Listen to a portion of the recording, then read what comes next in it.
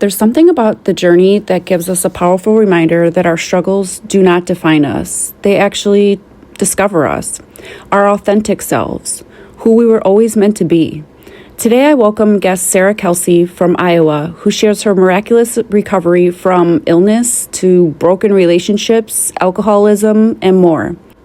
But the most amazing part about Sara's story is how she shares when she surrendered to God because she just felt there was no other way. And that was the turning point and the beginning of her life's discovery. Let's welcome Sara and hear how her pain has turned into purpose and the transformation is now her testimony. The beautiful Sara Kelsey. Hi, Sara. How are you? Hi, I'm great. How about you? Good. I am here joining with you today because you have an amazing story that I feel so many people will benefit from. And just it's such a pleasure and honor to hear your story and that you are willing to share it with me and others. And I want to basically talk about how you had a situation, you basically coped with alcohol, you went to sobriety, you are now in the becoming and the surrendering, and I'm going to let you talk and take it away. And if, I'll ask questions on the way and basically let me know how, let's talk about the trauma and your story and go from there. Okay, sounds good. So essentially, when I was very young, when I was 17, I was diagnosed with a digestive disease that caused me issues for the majority of my life. In addition to that, I kind of had some issues with my parents that caused me to have some identity issues, not knowing really who I was or how I fit into things, that caused me to rush into relationships, rush into a couple of marriages, kind of not really know what I was looking for in any kind of relationship that I was involved in, because the other thing that I was doing to look for a way to deal and to cope and to better understand and to fit in was drinking. And it wasn't your standard, it wasn't what you think of as the alcoholic drinking of morning to night drinking. I was in my 20s, I was going out with my friends and drinking, but I was drinking until I blacked out. And I was doing it, that's how I was coping. I was running away. And this would continue to be a coping mechanism that I would use throughout the years on and off as different things came up, through divorce, through bad relationships, through abuse. Even in then, when I met my husband that I'm currently married to, we have, together we have 4 wonderful kids. With them, we've built a wonderful family. And in the beginning, we both just had a history of going out. It was something that we loved to do together. And we would do that. But then that's what led to toxic fights in our home, was overconsumption. So we would drink too much, come home and fight. We would then be not present parents to our kids because hangovers, too tired, didn't get enough sleep, don't feel good, whatever the reason may be. And this went on for quite a while until 2020. We adopted our daughter. She was actually a foster care placement, and she had was born with some extra needs as well. So we really had all hands on deck with her. So that meant, since we weren't a blended family any longer, because previously kids were going to their other parents every other weekend, so we were free to go out and continue our lives together. Now someone needed to be home, so we were going out alone. So then the other person would come home, the same fight would happen, but one person was sober, the other person was way too intoxicated, And it would go on like that. And it was just, and then it became a competition of essentially who could do the least. It was a laziness contest. And one day I finally had my wake up call. I was out drinking and driving, and I caused property damage that I did not remember. I woke up and my husband told me about it. I had no idea. Wow. Thankfully, no one was involved. So I'm so thankful for that. By the grace of God, I got home and no one was hurt. That it is not lost on me, the stupidity and danger of that. That day, I decided not to drink again. It's something that we had discussed previously, like, yeah, we should cool it. We should not drink, but there was never any real follow through. It'd slip up and nobody would say anything and we'd move along. So I just kind of told Brandon I was done, and I said, that's up to you, what you want to do. And he chose to stop drinking as well. And about a year later, we started attending church. We both were baptized about 6 months after we had been attending. I had been a lifelong Catholic. We were attending now just a Christian church, something that I had never experienced in my life, but was speaking to me so much more. I actually, at this point, had gotten a further diagnosis with my gastrointestinal stuff, and actually had a feeding tube in my stomach that had been in there since 2019 was the original placement date of my feeding tube. And I was told that it would be permanent because of the extent of the surgeries that I'd had and just how things were. I was told, we've taken it out before for you when you didn't need it, but this time, this is it. You're going to have this forever. So even if you stop using it, you're going to have that. So I had this tube. I hadn't used it in well over a year. It just was. And it's uncomfortable to have one, but it's not necessarily painful. It's just something that you tolerate. But in October, right, Sarah? Sorry. Yes.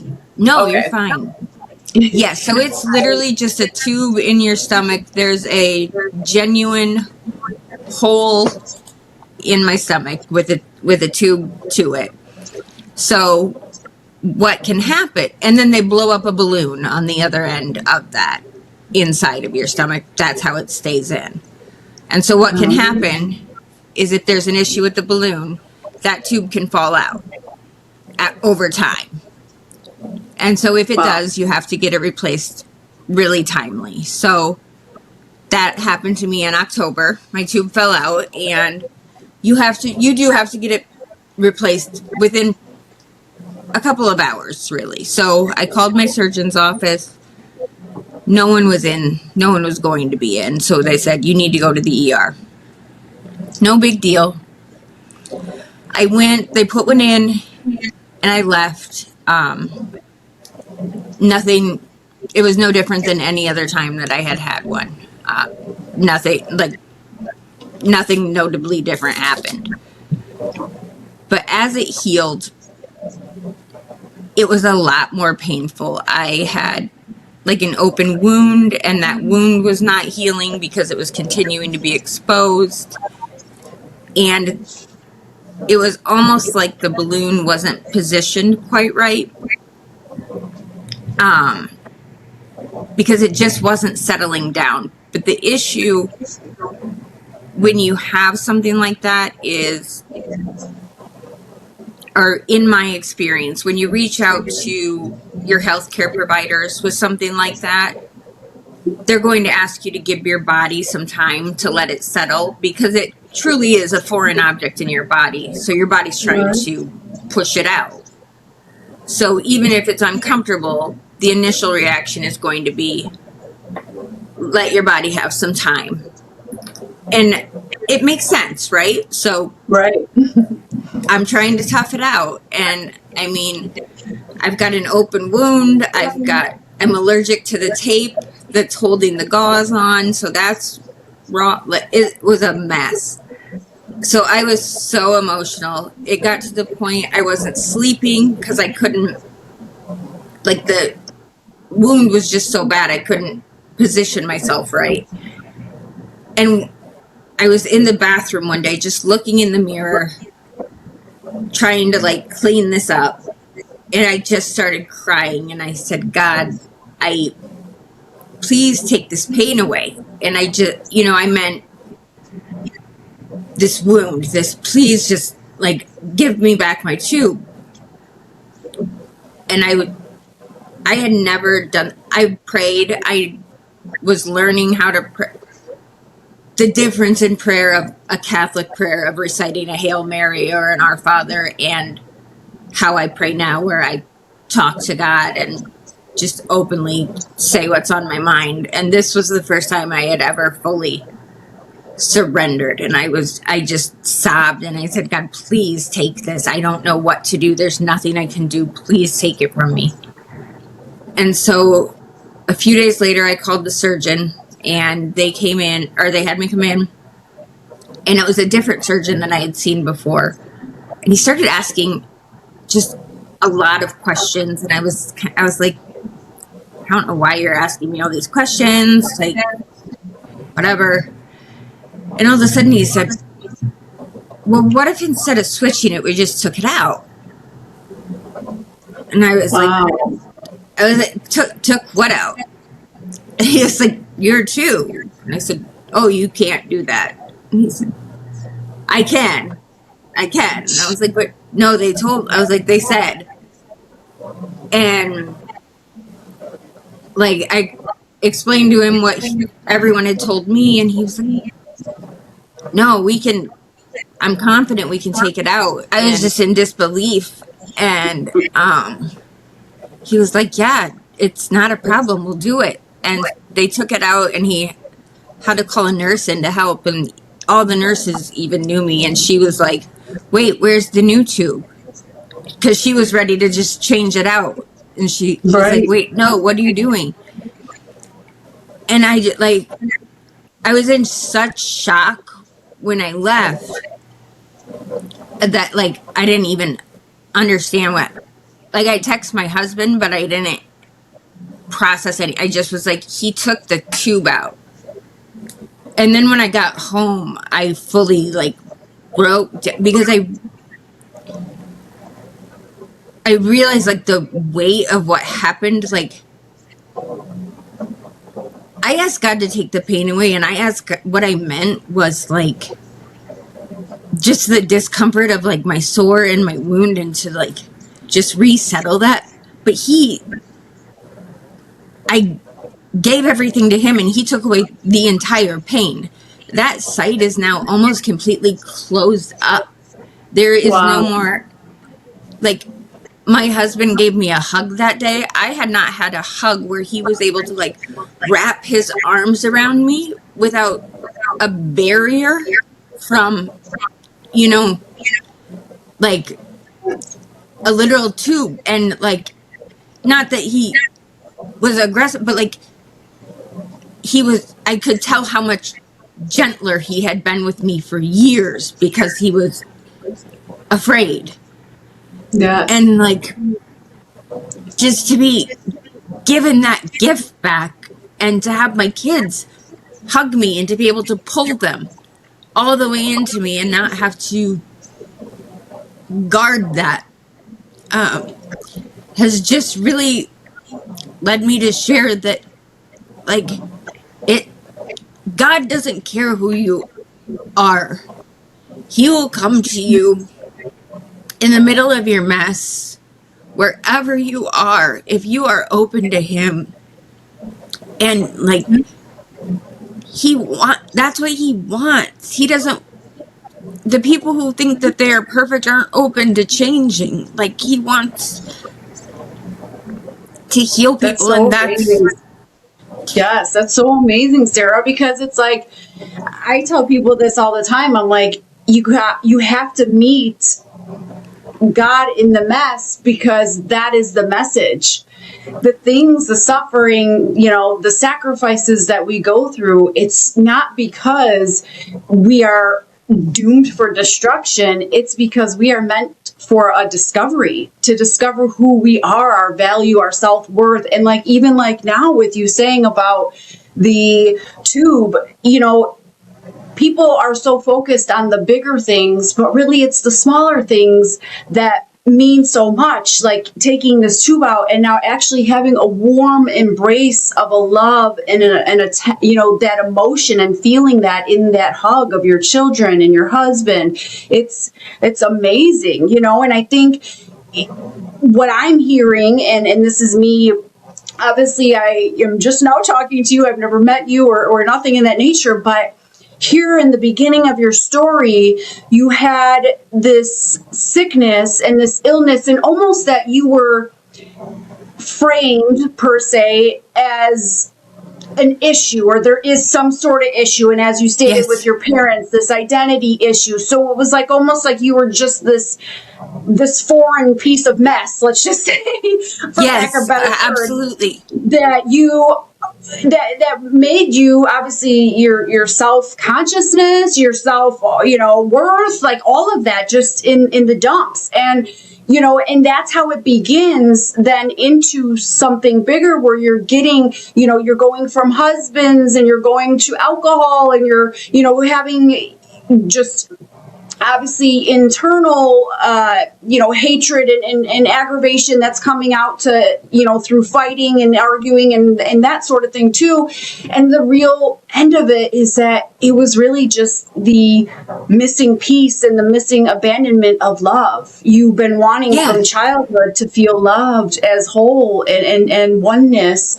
And it's like you went through all of this destruction, and in the end, now you know how loved you are. It's like that was the piece that you wanted to feel, and all of these things kept getting in the way, and you weren't seeking things to destroy yourself more. You weren't going to the alcohol to become worse off than you already were. You were seeking that love, that affection, that emotion. And as you had just said too, facing God and turning over to God, it's not a you go to him when you need something. It's a relationship. And so now that he saw you doing the work, giving up the alcohol, fighting for, to eat normal as, we normally do, not through a tube, and giving that extra effort, you showed him that commitment too, because relationships aren't a one-way street. It's, it works both ways.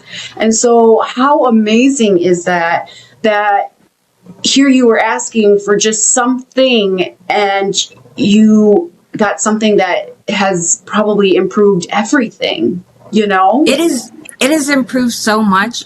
I'm in the best physical shape of my life. I started working out in June. I'm down 30 pounds just because I had gotten lazy. I had just gotten complacent, and I really feel like it's my responsibility to work out and take care of my body. That's something that I feel really called to do. So I do that 5 days a week. I go to the gym. It's nothing super crazy, but I spend my time and I'm in better shape so that I'm taking care of my health. One thing, like, even with like you said, with the marriages, like, yes, I was seeking that fitting in. So with my current marriage, like, that's just come up and something that we're working on together, because we're in this together. And I've said to him, I know, like, a lot's going to be changing, and I'm asking so much because I never understood whose daughter I was before. I've never read these verses about how I was fearfully and wonderfully made, about how he knew me in my mother's womb before I was ever born. Like, now I know deep down, like, I know in my heart exactly who I am, and Yes. like that who he wants me to be. And so I know that I'm okay to stay in this marriage because we're working on it together. And it's not something like, it's not that craving the acceptance. It's working with God at the center now. Yes. I tell people all the time, I say, listen, and that's actually where bottoms up comes from, is because you literally go to the bottom. And it's like, I remember even in my own personal trauma, I felt like I was looking around and all I saw was debris. It was like half of this, empire I built at one point in time was over here and half of the other was over there. And so I just felt like it was almost like an explosion of my life. But I needed to get to that rock bottom because the foundation isn't the quicksand I was building on, and it isn't the debris that I was building on. It was the solid foundation of God. And that is now where you can build your empire, with a solid foundation, not a rocky one, not a quicksand one, not an unfinished one, or a half this or a half that. And it's funny because, I've heard this, and I say this in so many of my episodes. There was a rabbi that I had listened to from Israel, and he had said, we are all done, we all break in pieces, and you think once you have all these pieces, what am I supposed to do? Well, pieces are how you make a masterpiece, and being a masterpiece, you are a piece of the master, and now it's time for you to build. And Oh, isn't wow. that just amazing? Yes. That's beautiful. Thank you. Yes, I thought it was so, I say it to so many people because so many people want to focus on the pieces. And it's just because you feel lost. Like, what am I supposed to do with all this? Like I said, mine was debris. Like, it was like half of my life here and there. Like, it was like an explosion went off, right? And once you realize that explosion is actually the supplies or the equipment or whatever you want to call it that you need to build this empire, that's where you're like, it's like the light bulb goes off, And then Absolutely. You realize that, you were meant to go to the bottom. You were meant to go, because here's the thing. It is in great love and in great suffering that you come to oneness. Like, think about it. When people pass away, when you have tragedy or trauma, that's when like family comes in from all over, or like people that you don't see all the time, or even friends from, grammar school or whatever. It's the tragic stuff that happens that brings people to oneness. And that is because the way to God is through great suffering and great love. The suffering is what builds that loving foundation. And then that's where now you're supposed to build. Because at the end of the day, he created us. He is our creator, the one. And we are all some of the one. And so we have to follow. It's not your plan. It's not your journey. It's his. It's the creator's. And that's what you have to realize. And people don't. We're so focused on the subconscious mind of what's going on around us and what we have in front of us, where, God is all angles, Exactly. He knows what's happening, So how amazing is that? And I am like so proud of you for even just your accomplishments and even coming to that realization of, what's needed from you in your end of the relationship with God, and now to move forward. And not only that, but your husband as well. I mean, not everybody can see their worth. That has to come through something on your own, and you have to realize it by yourself. And so how amazing that he's even able to open his heart and his mind and see that even he's worth so much more. Yes. And yes, that's amazing. That's something that we are really big on. I will say I started before he did, but I really am huge on talk. positive talk, the power of life and death is in the tongue. Yes. I have a friend, one of my friends is really, really good at this, and I reached out to her. One of our Bible study nights, she had done this topic, and I was just like, hey, like, it's almost embarrassing to say this, but I couldn't even tell you the kinds of things that I say to myself in my head. They're so mean. Can you tell me what I do about this? And she actually recommended a book to me called The Things You Say When You Talk to Yourself, which was a really great book. And it just kind of tells you that essentially, as soon as the thought starts, you have to stop it.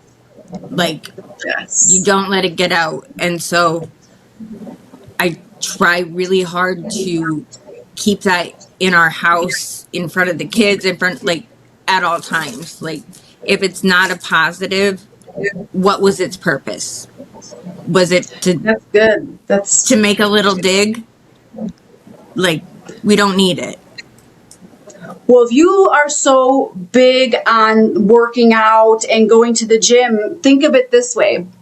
The mind is no different than the body. So what you feed yourself, obviously it disperses, right? So if I'm eating McDonald's every day, I'm going to probably be overweight. You know, obviously my health won't really be in the greatest condition because that's what I'm putting in my mouth. So clearly my body's going to disperse the way that I'm doing that. Well, that's the same thing with the mind. The mind, Right. If you keep feeding it negativity, all it has to disperse is negativity. That's all you're feeding it. So if you feed your mind positivity, then that's all it's going to disperse because that's all it knows is positivity. And us as humans, we are all creatures of habit.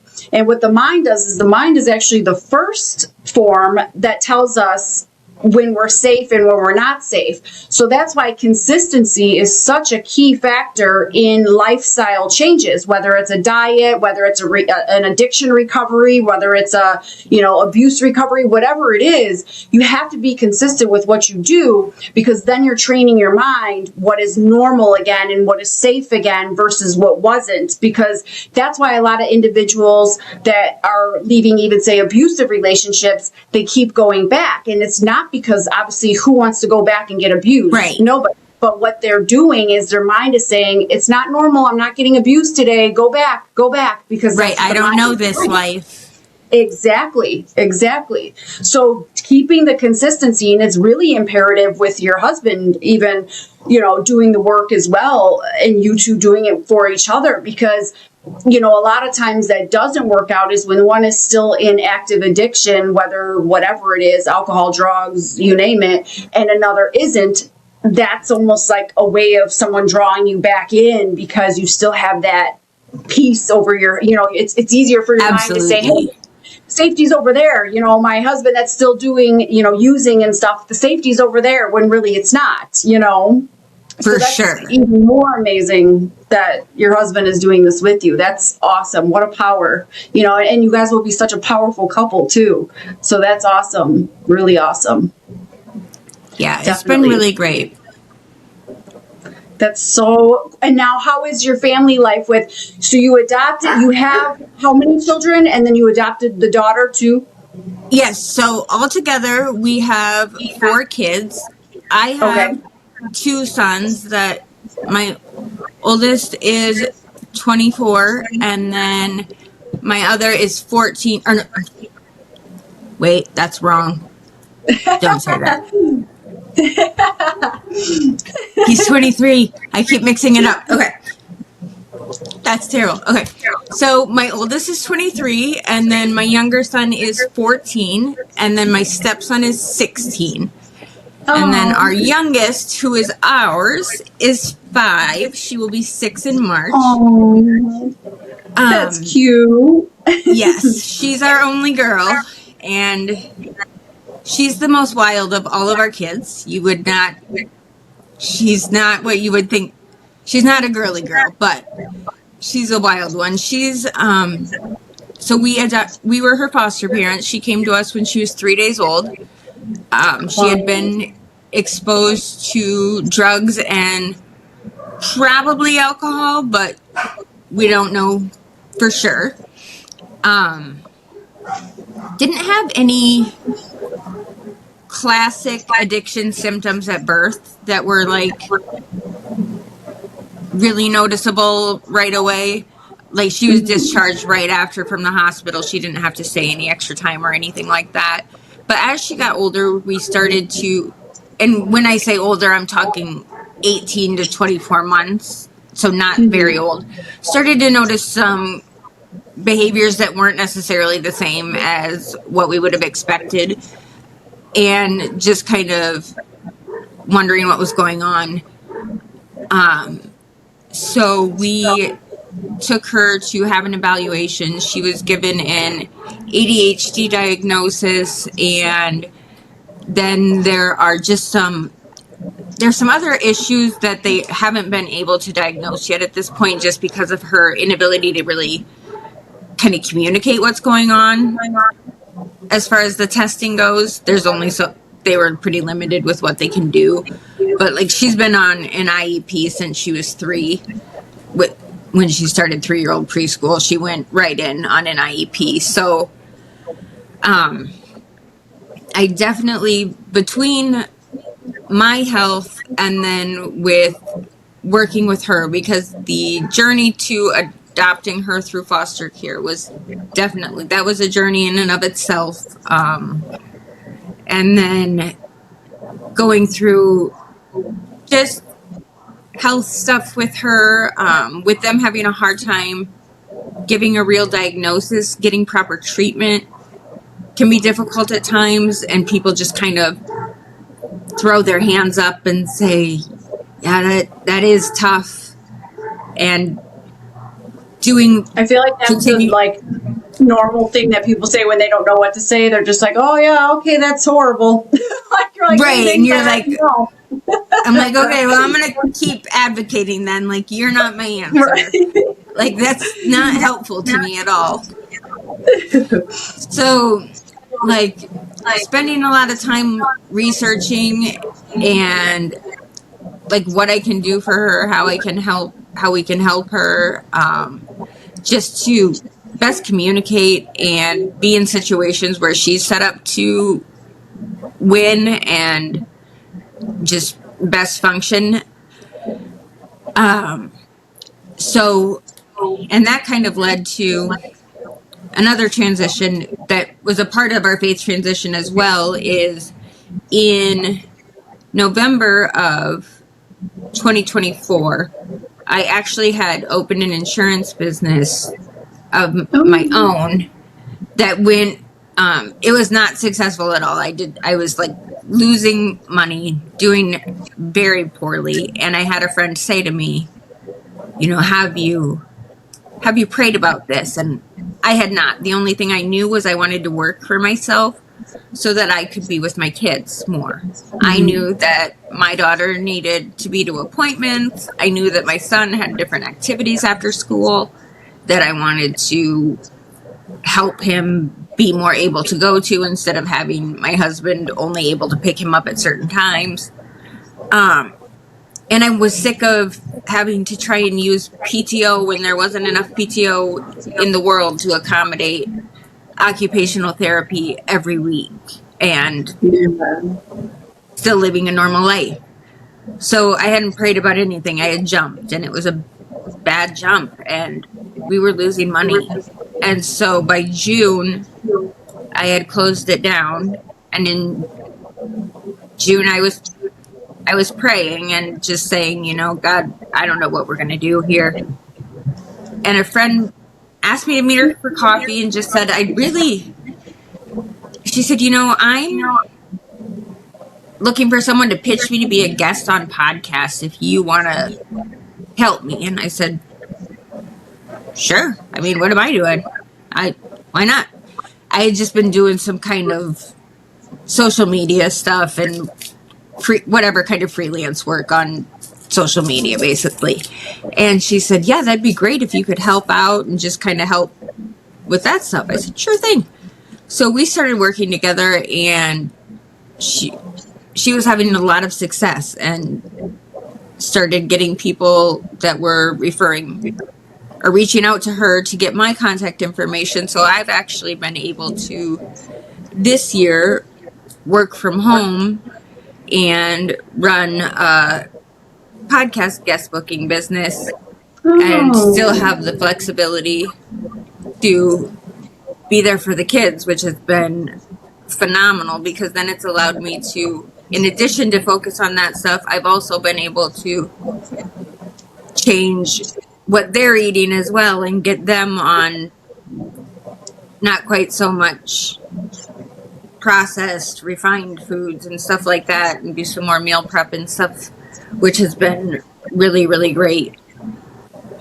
Isn't it amazing how God works? Like, and here, rather than sitting here, you know, you could look at it like, you know, with your daughter's situation, like, you know, a downfall, and, you know, oh, it's, you know, she's got these issues and this issues. Like, it's actually, it's not a burden. It's actually a blessing, because keeping you into helping her and assisting her and so forth, it keeps you out of the urge for the alcohol and to go backwards and to, you know, be focused on things that you have gone through and things that are already in the past. Here, you know, people could see it as a suffering, but actually it's a saving. You know, it's saving you from, you know, going backwards and focusing on something else that is, you know, not alcohol, not a codependent, you know, whatever way to survive different situations. So, you know, one thing I can say, especially to the listeners out there, you know, you really have to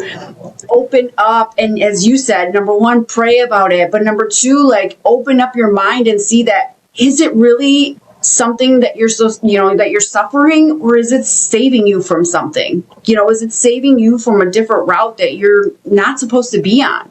And I mean, look at you even too with the insurance business, and then here, you know, you pray about it, and now you're doing podcasting stuff. And the best part about podcasting is you're telling your story. It's not really even work. I mean, I know you're scheduling other individuals too, but you get to hear their stories, and you get to see their stories, and you get to, you know, just be with your family. But then at the same time, you know, it's again, it's the little things that actually are the big things. And it is things like being with your family, and, you know, being present, and, you know, living how, you know, life is supposed to be lived, not, you know, in a insane asylum like half the peoples are that are working all this crazy hours and, you know, having no life, and you're just like tied to this job. And it's what a horrible way to live, you know.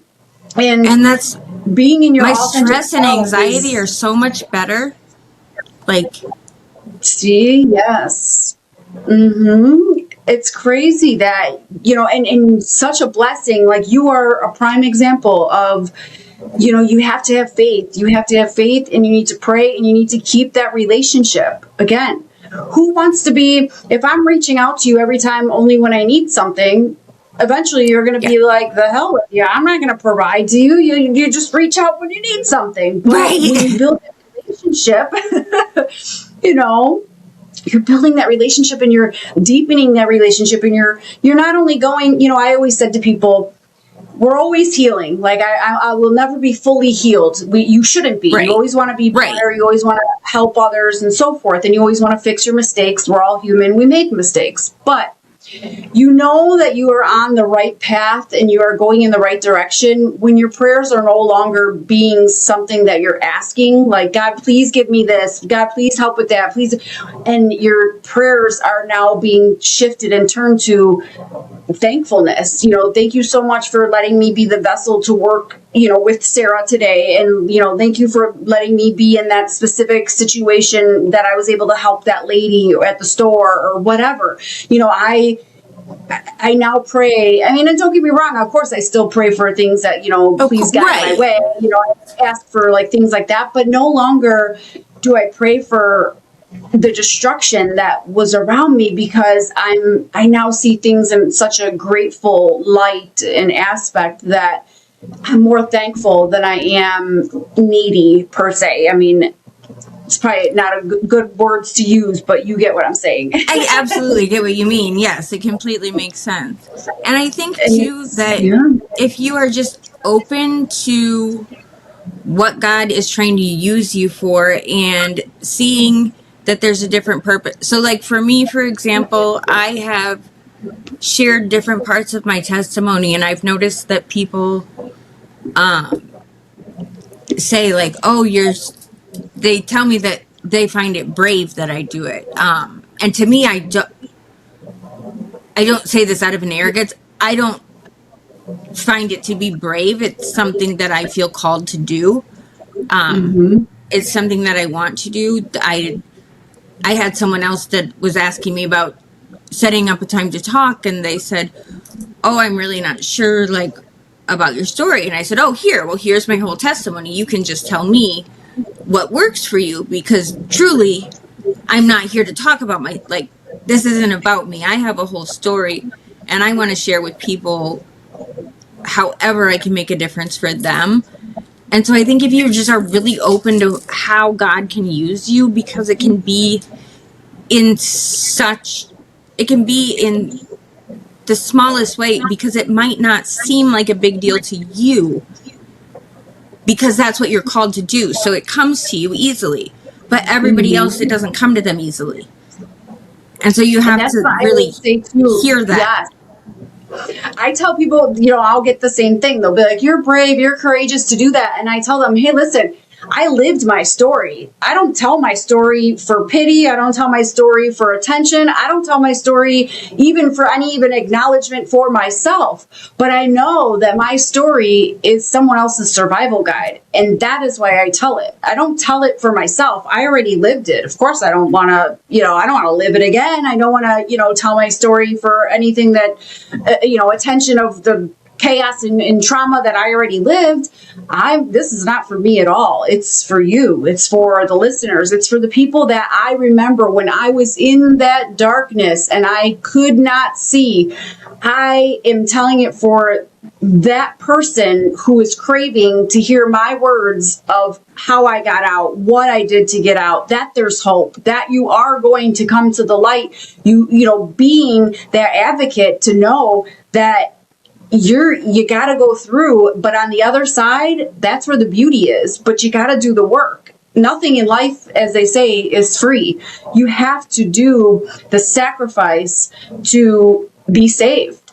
And that's going through the darkness. That's the only way. And I think that's something. I apologize, Sarah. And tell me if you feel this way too. Every trauma survivor that I talk to, they say, I say, if you would rather be born again into a perfect family, a perfect life, or born into the same life that you had, which one would you choose? And they all say, I would choose the one that I had, because it has opened my eyes to so much and made me realize so much. I'm thankful now for the suffering, because I am now in a whole different world of, you realize the sacrifices, and now you're in God's glory. Absolutely. Really, and absolutely.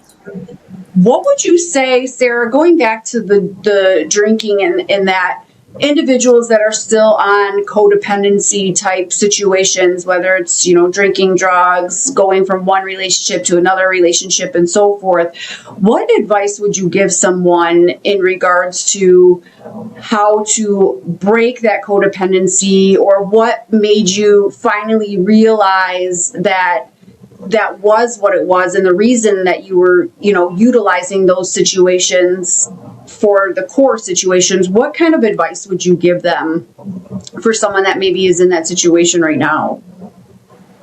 I mean, I guess really take an honest look at what's happening after you're going out with your friends, to see if this is you. Are you always kind of calling somebody to get a little recap because you forgot all of the things that happened and you're just not really sure, or you read through your texts and now you're terrified to talk to people, or you feel like you need to apologize to people, or you're not sure what those outgoing calls were about. Like, maybe you need to sit down and really see what's going on. Like, not just look at you, but like look at all of the aspects in your life. Because for me, what it was is I was juggling too much and thinking I could do too much. I was working in a corporate job, trying to be a type A, high achieving person looking to get higher up, trying to be a full-time mom, trying to be a good wife, trying to be a good friend and go out and be at every party and I was trying to do all of the things. And you weren't can't be a good mom if you're not home. Living authentic. Yeah, you were living. Yeah. You were basically living for others and not for yourself, because when you live in your authenticity, you're at peace. You know what I mean? You're Yes. doing what is for you. And as you're stating in your response that, you were trying to be a mom, a wife, a friend, a this, a that, basically for everyone else. And Yes. here you're trying to be the saving grace or the savior for everybody else while you were killing your own self internally, Mm-hmm. and then coping with, with poison, basically, to decide. So, yeah. So, I mean, what would you say to somebody that is realizing those things and they're like, I need help? Like, what would be a suggestion? Of course they have like AA, but like, what would their first route be? What would you suggest that they, to make a move and to actually stick to sobriety and finding their way? What route would you suggest for someone like that? I mean, the first thing you've got to do is make a commitment to yourself that you're going to do it. I would, first of all, the first thing we did was got rid of all the alcohol. But I would also try and find someone, if you can find someone that would be accountable with you. I downloaded an app called, what's it called?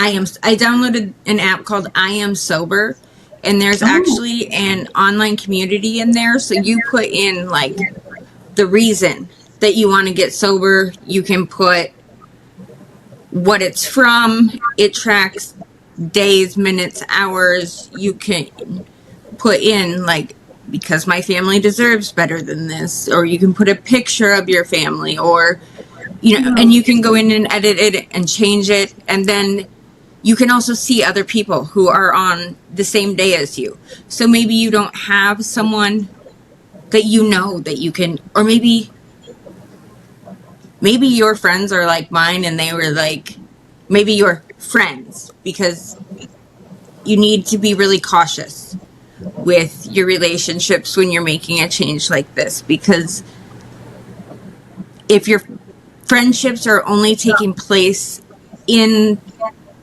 the situations that are unhealthy for you, then those friendships are probably also unhealthy for you. Because when I made the choice to stop drinking, a lot of people said, not like forever, right? And I was like, yeah, no, actually, I'm ruining my family. Absolutely forever. Yes. So I wouldn't necessarily say, tell your friends, yes. But then I will say I tried for a while to stay friends with them and still go out. That wasn't the path. Because you're not changing your heart, you're not changing what you're doing. Just because you're not using the coping mechanism, you're still taking part in in a good chunk of the action. You're still removing yourself from home, from the parenting, so it was still a way of running away from me to, I'm just going to go sit with them. I won't go as long, but I was still leaving. And I'm not saying I can't go to Bible study or go to dinner or whatever, but No, I not get at it. that.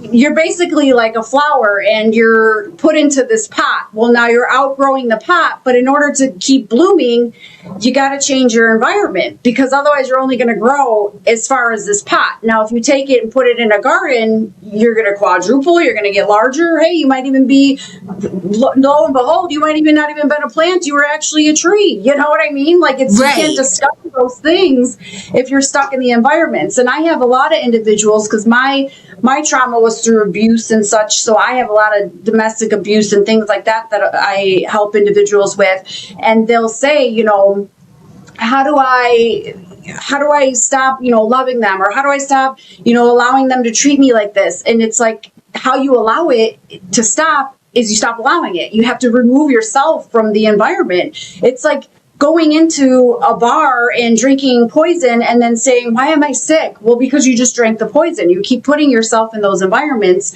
You can't wonder why you're dying, because if you water yourself with poison instead of water, that's what you're going to do. You're going to kill yourself, and people don't realize it in that aspect until you put it in a logical form. And, it's okay to say goodbye to relationships or even love people in a distance, and say, Yes. you know what, I care for you. I want the best for you.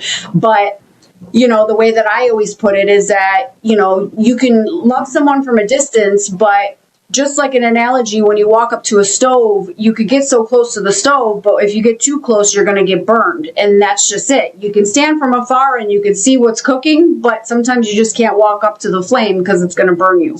And as they say, people are there for, what is it, a lifetime, a season, or a reason, or whatever Yes, yeah. It's exactly true. Like, these people were there to get you to whatever next step you were at. And now you are just a different person. You're in a different life. You're in a different level of life. And the more you keep entertaining the past, the lower, you're basically turning around levels. You know what I'm saying? Like, it's like running a race and you're at mile 9, but you want to go back to mile 5. Well, you're not going to get to the finish line and get the prize and your medal if you keep going backwards to mile 5 when you're at mile 9, like that's how it works. And until you realize that, and anyone then the true friends, and when you are in your authenticity, nothing is toxic and nothing is stressful because the people that are around you are on those levels as well. So you never have to change yourself or be a different person because they're doing that with you. So the true friends, like let's say it was you and I going out and drinking all the time. And I'm like, you know what, Sarah, I'm sick of drinking too. Let's do this together. I would be moving with the levels with you because I'm that committed to my life, just like you are. So we would hang out because we don't need alcohol to hang out. Like, you understand, some people are just enablers. And once you start realizing that they weren't actually true friends, they were enabling the situation, those aren't friends at all. Those aren't people that love you and want the best for you.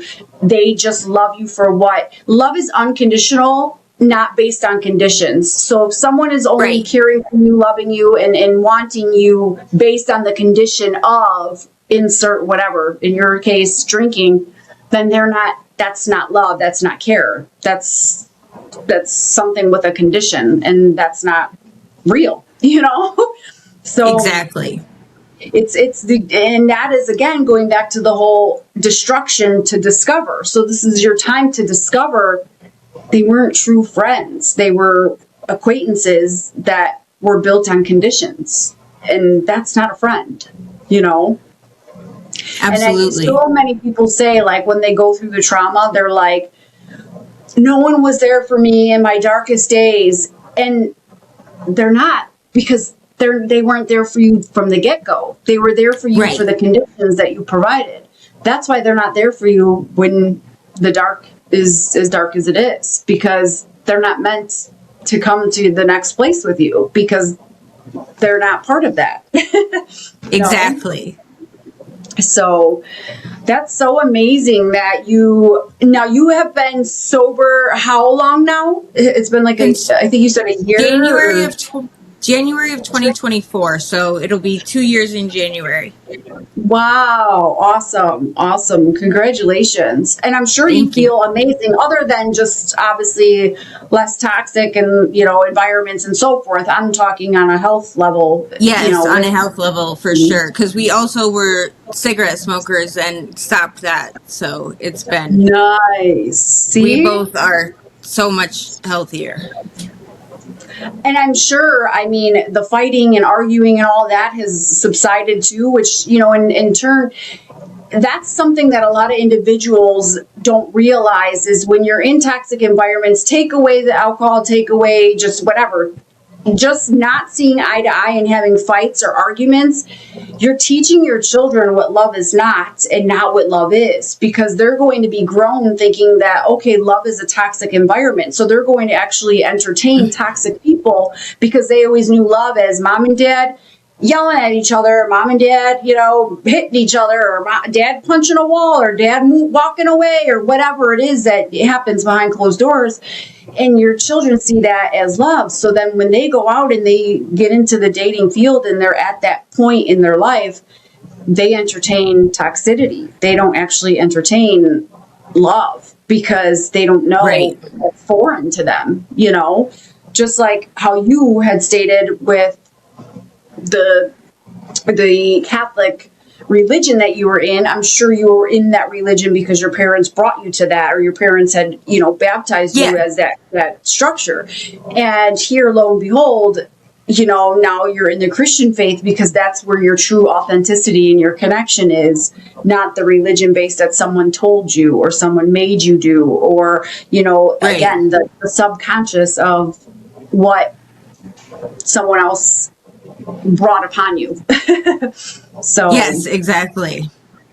Wow, that's amazing. Like what a true awesome story. And have you ever thought about, or have you wrote a book or gave a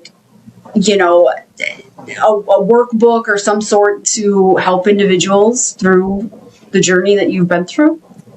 I haven't. Someone mentioned that the other day to me, writing a book, and I was like, that is not something I had thought about, but see, look at that. Second person, maybe I'm on something. I'm like, maybe okay. This is my voice being told to you on what you're meant to do. Because I'll tell you, I wrote my book too. So mine is, I come from childhood abuse. So mine is Sorry, Satan, the Souls for the Savior. So same thing, I went through abuse, and that's where I was saying with your children, with knowing what love is not and not what love is, and, veering towards those types of people, that my trauma, coming through my spiritual awakening and so forth, that's where I realized that it was toxicity that was making me think was normal, and really it was, peace is what makes you feel normal, and happiness is what makes you feel normal. You just don't know that. You should definitely write a book and tell your story and help individuals that, have been through similar situations as you. And again, the stories are the survival guides for those that, are still out there, that are looking for some sort of direction, or, someone to answer hope. There's someone out there praying for something that many take advantage of. And look at, here was you praying for this job, and now look where you are from someone reaching out. You see? Right. That's amazing. I know. That's one day, I can't remember what someone asked me one day, something about well, how are you doing that? And I said, Brandon, what would they say if I told them I don't really know how I'm doing any of this, that I just wait for God to tell me every day? Because that's what I feel like. I have an idea, but I genuinely just feel like I talk to God, and then I just kind of start my day and things get rolling. And yeah, you're letting him lead, right? God's plan. Yeah, that's exactly that's what we're doing. I totally can relate. I used to be the structured, OCD, organized, this is going to happen, that, blah, blah, blah, an itinerary of my day every day. And now I'm like, how are you? I'm like, I'm just living. Like, I don't really know what I'm Yes, doing, but I'm 100%. living. Yes. I feel like, but that is the authentic way. You have to trust.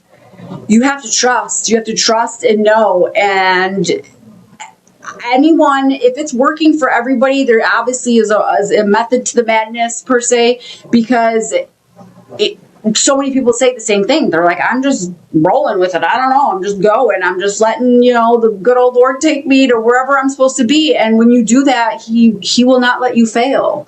There's a reason that the two words of fear not are in the Bible 365 times, because there's 365 days in this world. So, in these years. So, Right. you can't have fear. You have to just go and know and trust. And that's what I do every day. I'm like, Lord, please use me as a vessel to say whatever words, talk to Sarah and, find her story and how it's going to help others. And, how amazing for you to just be where you are today from wanting to just give up. I mean, realistically, Really, yeah, that's essentially what I had done. Was I was just existing. I Yeah. wasn't living. I was just existing.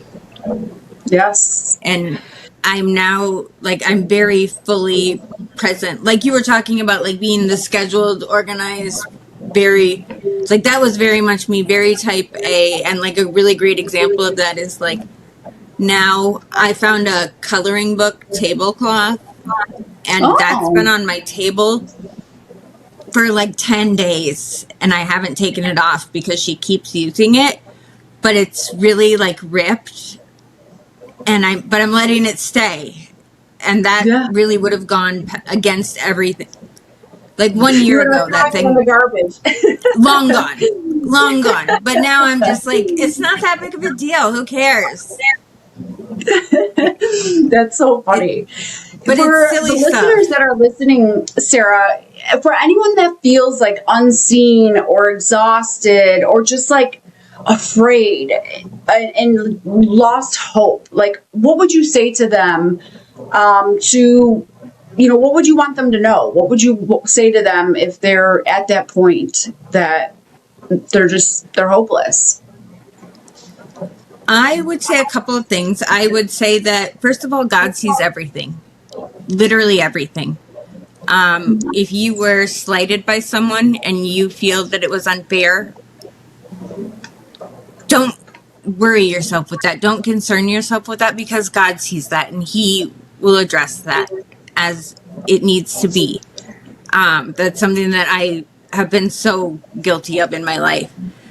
But something else is that I would encourage you to look. This is something that I have done, is to look in your life for someone close to you that maybe even you have conflict with, but that might also feel unseen, and do something for them to let them know that you see them. Don't That's awesome. make a big deal. Don't do anything. Like, don't like post it all over the internet. Just an act of kindness to let them know that you see them and they exist and that you care about them. It will make you feel so much better, because that person will feel so uplifted to know that they are seen by you. It's just, it doesn't sound like it's a gift that you can give yourself, but I promise you that uplifting feeling that you get from seeing the reaction from that other person is so, so, so worth it. Yes. And just know that our Creator knows your worth. And if he took time to put value into all of the things in nature, like the birds and the flowers and the weeds and the snakes, you are worth far more than that. So Yes. please get into the Word and read about that and really know that, because it is so true. I love that. That's beautiful. Yes. And doing kindness for others without reciprocation is actually a form of dopamine. And that's unfortunately living in a world of convenience where commitment is so vague. Many seek that dopamine fix constantly. You know, they're always want more, do more, get more. That's the society that we live in. And I wholeheartedly believe that that is like the devil's work too. Like, we were put through even school systems that we have to get more, be more, do more, achieve more. And that's because money's the root of all evil. And the individuals that structured that are because they want us to be those working robot, non-individuals, you know, no feeling, no emotion, just keep work, more, Right. to produce money and income and so forth. And so, you know, once you realize that you don't have to live that way, you know, and get rid of that ego of wanting recognition to do more for people and the, you know, look at me, ooh, and like you said, put it on the internet and all that. Like, that's not what life is about. Life is about love. Love Yes. is the emotion that brings us, as I said earlier, it's the great, you know, suffering and the great love. And the suffering is what gets you to the love side. And then from the love side on, you know, Jesus only gave 2 commandments, which was love yourself and love your neighbor. There's a reason for that, because love is the answer. And Yes. doing something for someone else is that dopamine, you know, chemical that's released of feeling good, and then you're doing for others. And that's what it's supposed to be. And it is a rippling effect, because once that person feels that embrace, they want to be the warm embrace for another, and, you know, and so forth and so forth and so forth. So when you make acknowledgement to it, that's where you take away the sincerity and the affection and the emotion of doing it. And I think it's more than doing, you know, the pay for the Starbucks behind you. You know, it's find someone who, like, really see someone. Don't just do the easy, convenient thing and pay for the guy behind you that's already there. Like, go out of your way and find somebody and get them something that's unique to them. Yes, definitely. Like, or even a mom that you see that's overworked, like, you know, babysit their kids for a night or something. I don't know. Obviously, Right. that we are closer to, but, you know, something in that nature where it's things that, something that they can't even do for themselves. Maybe like anyone could buy themselves a Starbucks cup of coffee. I mean, that's the whole reason they're in line. They obviously know they're going to be buying themselves coffee, but, you know, not everyone thinks that someone's going to go out of their way to watch their children or, you know, Yes. whatever, you know, to help them bring their groceries to their house when maybe they're, you know, have a broken leg or something, and, you know, go do their grocery shopping for them or something in that nature, that, like, it's not something that people just do, you know, every day, where Exactly. Starbucks is something that's every day. Right. Wow, how amazing is that? So what else are you, you know, what type of things going into 2026 are you, you know, what do you have planned? Like, what's your 5-year plan, or let's just say going forward, and hey, if you don't want to stress over 5 years, we'll just say into 2026, what do you foresee yourself with the gift of life and rebirth, and, you know, moving forward from trauma and you know, being a vessel for the Creator? What do you see yourself doing or moving towards? I think ideally I will just continue to share my story and help people as much as I am able to, and hopefully, God willing, continue to grow my business and share other people's stories, because the people I work with are people that are making a difference. And so that's why I love doing what I do, because those people are making a difference. And so just continue to put my time into working with people and my work that is really intentional and really focused work, and trying to give back everywhere that I'm able to without taking away from home. I love that. I love that. And I love it even for you too, that you are building this, beautiful home now and not having all the struggle and the chaos and the, just putting your faith literally in God and letting it go. Like they say, let go and let God, right? Absolutely. And it is the way, I'm telling you. Sara, thank you so much. I am so honored for your time, for your story, for, giving listeners advice and just really hope overall, and knowing that if you have faith, you can overcome mountains. You truly, truly can. And God will never fail. He hasn't failed me. And trust me, I am one to always think, what if and oh no, and it's right. I'm a mom, and so it's like sometimes I think, oh no, what if this happens? But you get to a point where you can't. You just got to surrender. You have to surrender and let it go. And I'm telling you, it's amazing. It's amazing once you do that. And I'm so honored that I get to be on this journey with you, even because we're in the same boat. We're just on different, canoe paddles.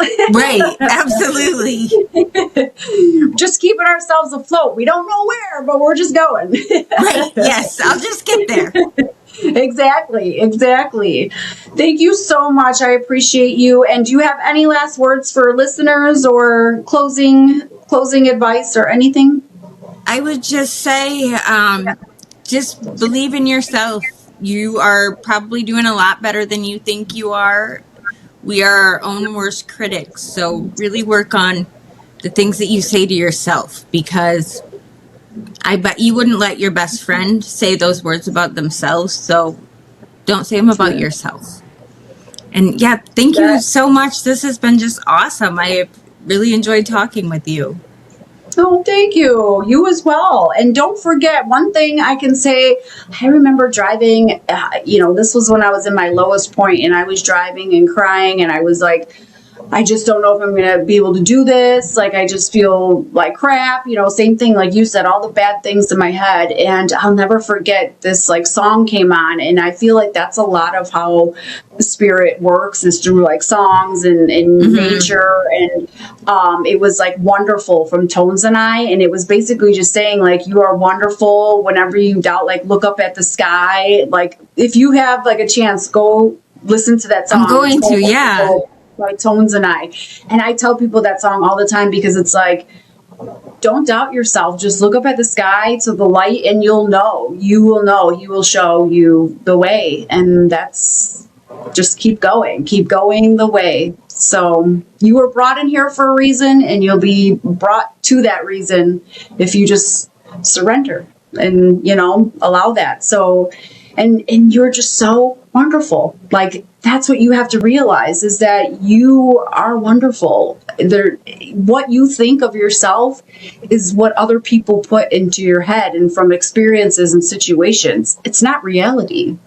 Right. You were wonderfully made. That is what he says. And that's why you have to know that. Exactly. Thank you so much, Sara. It's been a pleasure. And I pray for you, your family, your destination on your journey of life. And thank you so much for everything. Thank you. Thank you for joining us today and hearing Sara's incredible journey on Bottoms Up, turning trauma to transformation. Her story reminds us that even in the hardest season, transformation is possible. Remember to trust the process. Place faith when you have doubt. Pruning is a must because it helps you grow. And believe that even in the most difficult chapters, you have to take one step at a time, embrace the life that you are meant to live, because beauty comes through the experience of burdens. Thanks again for joining me on Bottoms Up. This is your host, Carrie Hamilton, and don't forget how amazing you are. See you soon.